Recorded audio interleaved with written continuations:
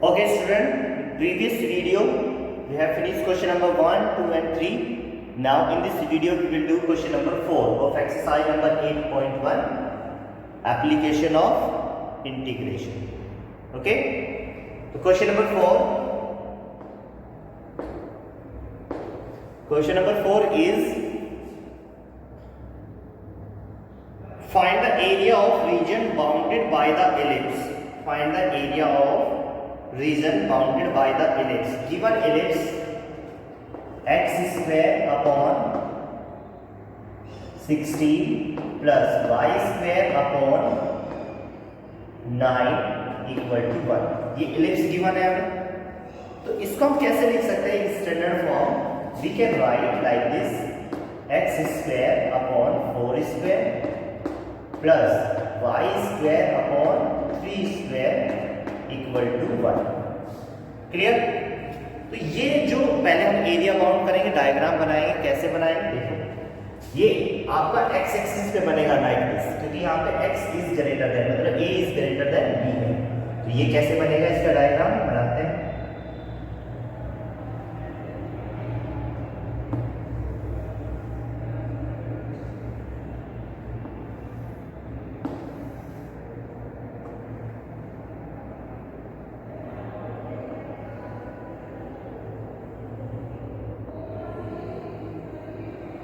It is like this.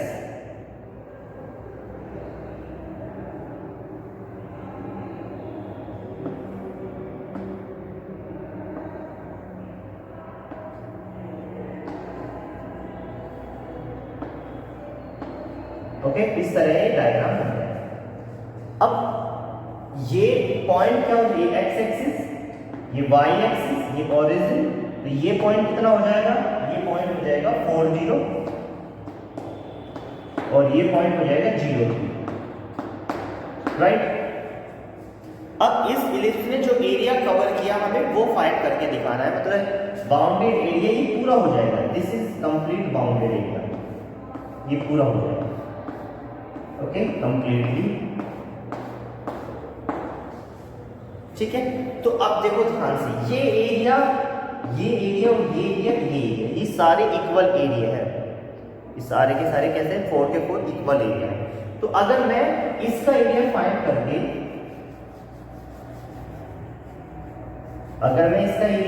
करके, इस वाले पार्ट का, और अगर 4 से मल्टीप्लाई कर दूं तो ये पूरा एरिया आ जाएगा.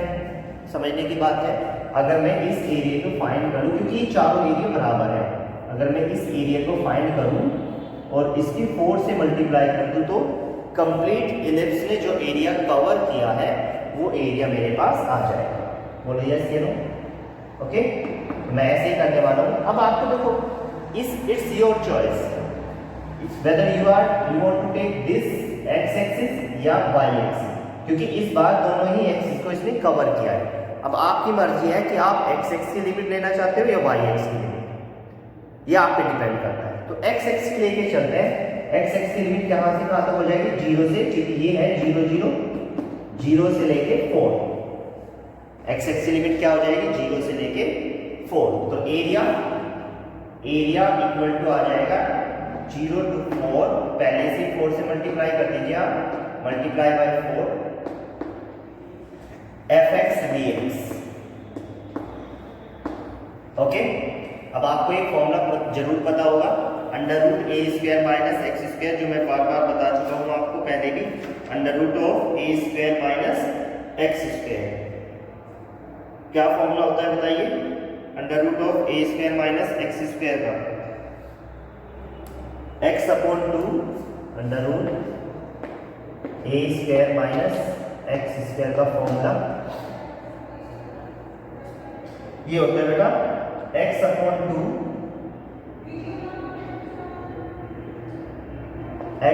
2 under root A square minus x square plus A square upon 2 sine inverse x upon a. Plus c लगाने की जरूरत ही नहीं है, क्योंकि यहाँ पे हम क्या कर रहे हैं? डेफिनेट इंटीग्रल फाइंड कर रहे हैं. क्या होता है? X upon 2 under root A square minus x square plus A square upon 2 sine inverse x upon a। Is that clear? तो यहाँ से इसी फॉर्मूले को हम क्यों, लगभग क्वेश्चंस में यही फॉर्मूला यूज होगा, ओके, याद रखना। तो यहाँ पे हम क्या करेंगे, पहले 4 इंटू 0 से लेके 4 fx की जगह हम लिखेंगे y dx,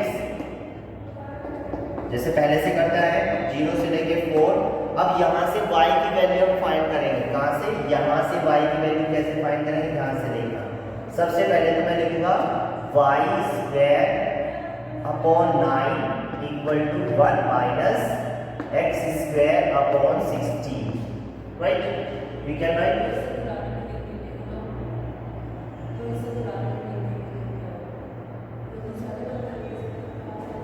y square upon 9 equal to 1 minus x square upon 16. Is that clear?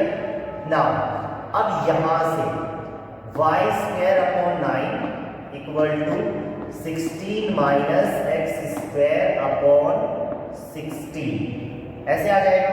तो यहाँ पे y square upon ये 9 इधर चला जाएगा, अंडर रूट करेंगे तो 3 upon 4 ऑफ ये आ जाएगा 16 माइनस एक्स स्क्वायर।